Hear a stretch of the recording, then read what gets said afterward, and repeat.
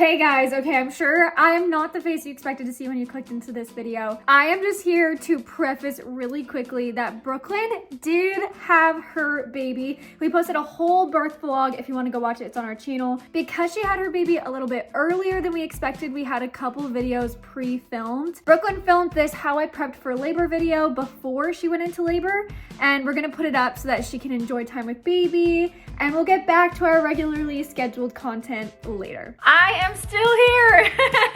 Every week at the end of the video, I'm like, I don't know if I'll still be pregnant and filming or if I'll be on maternity leave, but I am still here. I'm currently 38 weeks pregnant. I think when this video gets posted, I might be even closer, like 39 or 40. Today, I am filming a video where I'm gonna talk about all of the ways that I am preparing for an unmedicated labor. You go upside down and you hold this for about 45 seconds. And I have a whole bunch of ways that I have been preparing mentally and physically for this. Ugh, no, I can't do that. I'm sorry. And I figured I would tell you all about it because I've been getting a lot of questions about it. So that is what today's video is going to be about. Okay, I just want to preface before I even start this video, I am not a doctor. I am not a professional by any regards in this department. I have a doctor, I have professionals that I have been working with to prepare for labor. So a lot of the things that I'm doing are recommendations based off of them. If you are pregnant and or wanting to prepare for an unmedicated labor, talk to your own doctor, talk to your own professionals. Make sure that these are all good recommendations for you because sometimes they work for some people and not others. Consult your own doctors before you start or do any of these things. Also, I feel like I need to apologize because I have been filming a lot of videos where I am like just sitting and talking to the camera, which usually Bailey and I try to mix it up a little bit, but I'm just tired, y'all. I'm tired and I'm pregnant. So bear with me. This is probably one of the last sit down videos you're gonna get from me before the baby comes. So we're gonna do a little bit more sit down video today, but just be nice to me. I'm pregnant and I'm tired, okay? I have been planning since the beginning of my pregnancy to have an unmedicated labor. Basically, that means instead of going to the hospital and getting pain medication to numb me up, I am going to be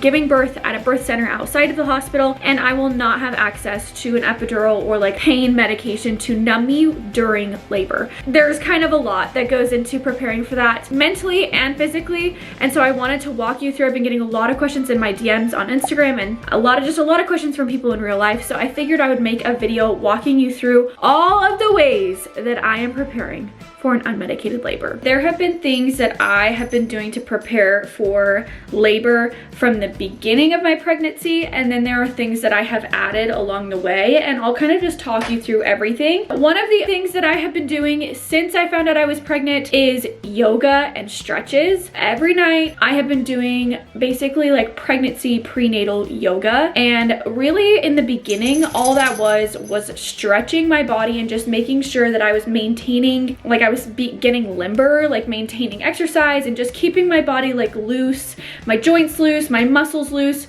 so that I could reduce a lot of the pain that you get during pregnancy, but also so that I could prepare certain parts of my body for labor. So in the beginning, in like the first trimester, I used to just do really basic stretches to keep my body just feeling good. As I progressed throughout pregnancy, I started to add different things recommended by different doctors. So for example, my midwife recommended something called spinning babies to help get the baby in the right position in my second and third trimester. So I added some of those stretches into my yoga routine. My chiropractor recommended some hip flexor stretches that would help my muscles loosen around my hips so that my hips could widen better when it came to labor. And then I met with a pelvic floor therapist who also recommended a couple stretches. So I've been adding stretches along the way for specific parts of my body to help prepare for labor. Since the very beginning, I have been doing just really basic stretches, and it's just gotten more, like I've added more, and it's gotten a little bit more of a complicated routine. Okay, I'm about to look so ridiculous. I was gonna show y'all some of the stretches that my midwife and doula have recommended that I do every night to prepare.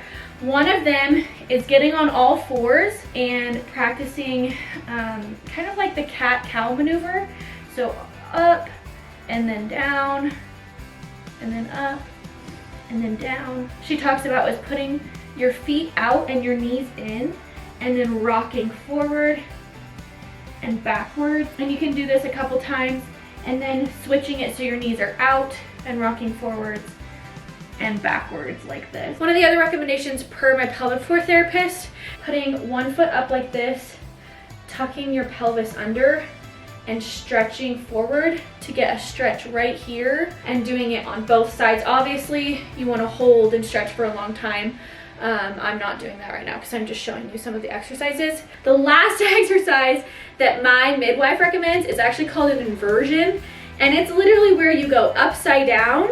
I don't really know exactly the science of it, but it helps you have a shorter labor and helps the baby stay in the right position, so head down. And basically what you do is, I'll show you, you go upside down.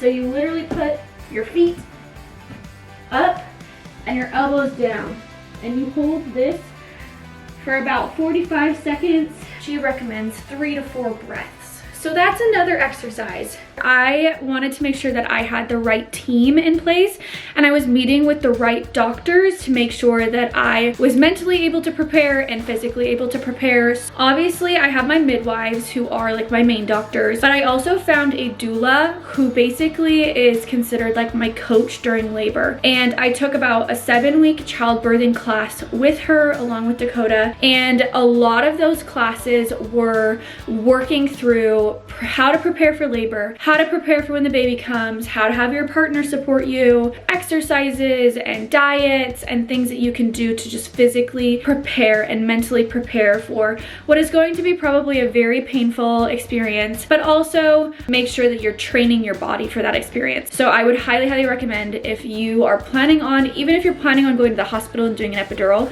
I really, really recommend childbirthing classes just so that you can mentally and physically prepare for this really crazy thing that you are going to physically undergo. Another doctor that I started seeing at the very beginning of my pregnancy, another thing that I started to do, was I went very regularly to see a chiropractor. This was recommended by my midwife. She said, see the chiropractor as frequently as you see me. So in the beginning of my pregnancy, I would only see my midwife once a month. Then towards second trimester, you start going every other week. And then at the end of the third trimester, obviously now I see her once a week. And that is how frequently I also see my chiropractor. And part of what my chiropractor does, I found a chiropractor that specifies in like pregnancy related chiropractic care. And what she does is she just makes sure that my hips and my back are all in alignment so that when the baby is coming out, he's not having to, you know, go in like an S curve to get out of me. Everything is in alignment, and in theory, he can come out easier because my hips are aligned, my back is aligned, my legs are aligned. Like, things aren't uneven or out of place, making it harder for him to come out. She also has helped me work on some flexibility in my hip area. And then on top of that, it feels really good when you're pregnant, when they can help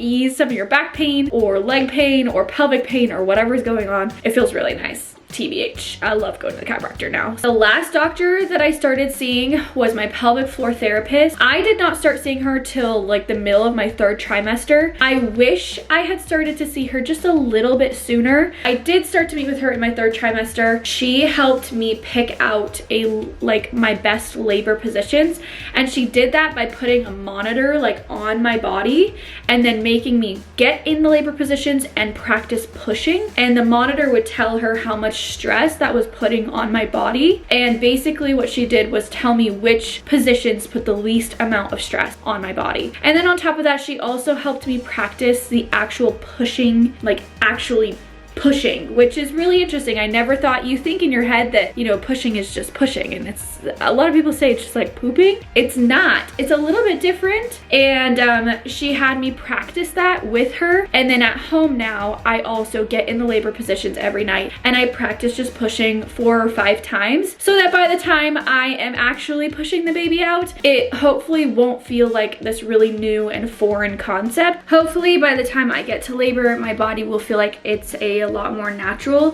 to push, because I have been practicing that, especially in the exact same positions that I will hopefully be pushing in when I am actually giving birth. Also, I have been trying to hit 100 grams of protein every single day in my diet. This is not necessarily specific to labor, but my doula recommended that eating 100 grams of protein every day. There are a ton of benefits. I'm not a doctor, so I'm not gonna tell you the facts. You can go ask your doctor yourself. But there were a lot of facts that she listed about how beneficial it is for the growth of your baby and the health of your baby, and then the health for yourself and like energy wise for yourself during pregnancy and labor, getting protein in your diet. And her recommendation was for every like pound of your normal weight is a gram of protein. The goal is obviously to just up your protein intake in general to help prepare your body for obviously growing a baby and also for what is potentially going to be a marathon when you birth the baby. Starting in the 3rd trimester, so around 37 weeks pregnant, so a couple weeks ago,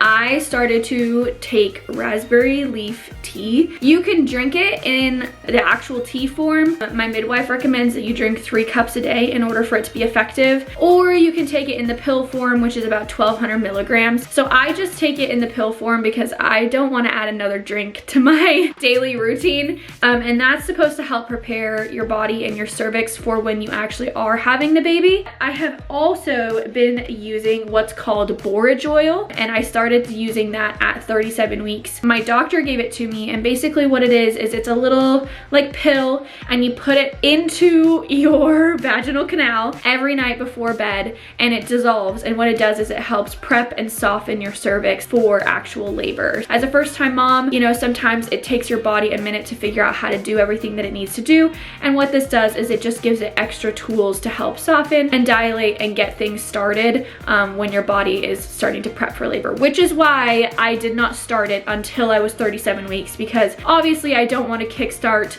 my body into early labor. I just wanted to help my body prep for labor once I was considered full term. So 37 weeks is when I started doing the borage oil. Another thing that a lot of people do is they recommend eating dates. My doctor told me you have to eat about 7 to 8 dates a day to make it basically worth it. I can't stand dates. So this is the one thing that I am not doing. Like, I do not like the flavor. I am already eating so much stuff. I'm eating protein, I'm taking pills, I'm doing the whole 9 yards. I just cannot, for some reason, mentally convince myself to do dates. But I do know a lot of people who do it and recommend it. So if you're looking for something else on top of raspberry leaf tea and borage oil to help prepare your body for labor, I know a lot of people recommend eating dates. That is the one thing that I am not doing.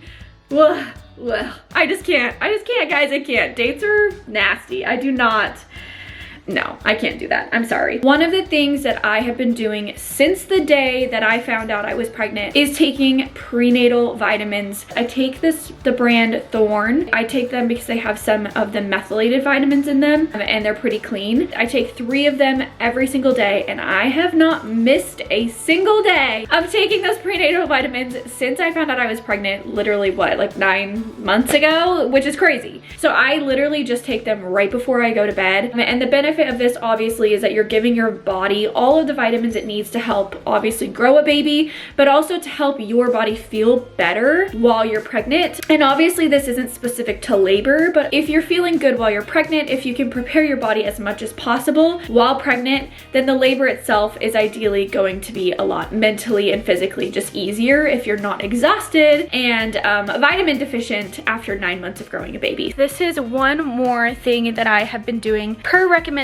by my midwife. I have been taking about 2,000 to 3,000 milligrams of vitamin C every single day since the middle of my 2nd trimester. And how this prepares me for labor is the vitamin C helps strengthen the amniotic sac, which is like basically your water sac that the baby lives in. And the goal is to help prevent your water from breaking too early. The way that my midwife talked about it was when you're in labor and you're having contractions, if your water breaks, you are having contractions on basically a baby, which means elbows, knees, joints, and it's a lot more painful and can be a lot more intense versus if your water doesn't break you could be laboring on what feels like a water balloon, which is a lot softer and a lot less intense. So her goal is to always have your water break as late as possible into labor. Some people's water breaks literally when they're at like 9 centimeters. So they basically can labor on a water balloon the entire time. Some people's water breaks and that's how they start labor. But she said that that means a more intense labor. So her goal is to try not to have your water break. So I take about 2,000 to 3,000 milligrams of vitamin C every day. I have been doing a whole belly oil moisturizing routine since the day I found out I was pregnant. So every night I put on coconut oil, almond oil, vitamin E oil, and rosehip oil on my belly, on my chest, on my thighs, and on my butt to help prevent stretch marks and to help my belly be able to stretch the way that it needs to. Obviously, this doesn't have a lot to do with labor, but it is something that I've been doing since the beginning of pregnancy, and I figured I would just throw it in here in case anyone wanted to do it too. So I talked about how I take or have been taking prenatal vitamins since the beginning. I also, about halfway through my second trimester, started to take a prebiotic pill to help keep my pH balanced down there, essentially, and help to prevent like UTIs and infections during pregnancy and also labor. On top of all of that, starting at the end of my second trimester into my third trimester, my midwife recommended that I start taking magnesium every night to help me sleep. When people say you don't sleep, it is so true, and I am honestly kind of scared to know what my sleep would look like if I wasn't taking the magnesium to help me sleep, because I don't sleep very well even with the magnesium, so I can only imagine how bad I would be sleeping without the magnesium. So I have been taking that every night, and then per my recommendation, per my doula, I have also been taking a collagen powder every night as well. So I literally mix the two because I'm too lazy to drink 2 drinks. I literally mix my magnesium and my collagen into like 1 drink, and I just chug it right before I go to bed. Collagen is something that helps your skin and your elasticity with your skin, which means it helps its ability to stretch. And then one of the last things that I am doing to prepare for an unmedicated labor, I started doing this in the 3rd trimester around 37 weeks as well, recommended by my pelvic floor therapist. I am doing perineal massage. So if you don't know what that is, it's basically massaging the area of your body that is going to stretch when the baby comes out of you. Basically all it is stretching those muscles, and essentially what my pelvic floor therapist told me was it's basically getting your body used to the sensation and like kind of low-key the pain of it stretching, so that when you're actually in labor, it doesn't come as like a huge shock to your body and your brain when it hurts a little bit and or is stretching. She told me about like if you're trying to do the splits, you're not gonna just jump into the splits. Like you're gonna practice stretching the splits every single day until progressively you can do the splits. And that's kind of the same idea, is like you're stretching the perineum, you're stretching those muscles, you're getting them used to the feeling of getting stretched, but also you're helping work those muscles so that when it does come time for you to be doing the splits, it's not like gonna rip you, it's gonna be more like a stretch. To prepare, I started at 37 weeks. What I'm doing mentally to help prepare for the pain management, I have prepared ways that I know help me stay calm. And so one of those things is music. I love music. I love to sing. It brings me joy. It helps bring my body, you know, oxytocin, which is what you need when you're in labor. So one of the things that I have done to help me mentally deal with the pain of labor is I have created a birth playlist of all of my favorite music and songs that I can hear, listen to, sing to, whatever I need to do during labor to help just distract myself. I've also been practicing a lot of breathing exercises, like expand my diaphragm and breathe as deeply as I possibly can, and then release my breath really slowly, because that's what my doctor recommended. Because what she said contractions are like is like a peak. They kind of go up, they go up, they go up. It hurts really bad for 5 seconds and then they start to ease off. So basically what you need to do is to work through those contractions. So I have been practicing breathing exercises to help me work through obviously the pain of the contractions. And also, per her recommendation, one of the things that you can do when you're in a contraction, she says basically your jaw and your mouth are a very good indicator of how your cervix and everything is looking. So if you are clenching your jaw, if everything feels tight, if you're going like this and every time a contraction comes, you are probably not going going to be able to progress in dilation. You're probably not going to be able to basically get the baby out, essentially. She highly recommends exercises that keep your jaw loose, even if that means like a low hum or like a groan, or like I said, breathing exercises. She even says, like, she calls them horsey lips, which is where she goes like this. Just anything to like breathe in, breathe out, to help work through those contractions. But those are some of the ways that I have been preparing since the beginning of my pregnancy until now to prep my body and my brain for everything that is going to come, obviously. But if you have other recommendations that I have not listed, put them in the comments down below, because I'm sure there are people who would love to know. If you feel like any of the things I talked about worked really well for you, let me know. Just, you know, share your experiences in the comments below. I think it was really fun whenever I talked about all the things I didn't know about pregnancy in that video. A lot of people were talking in the comments and it was really fun. So let's do that again in this video. If you have all the recommendations and or want to share your personal experiences, let me know. That is all the ways that I have been preparing for labor. Love you guys so much, and I hopefully won't be seeing you next week. Hopefully you will be seeing Bailey next week, and I will be with my sweet baby son. Love you guys so much. Mwah.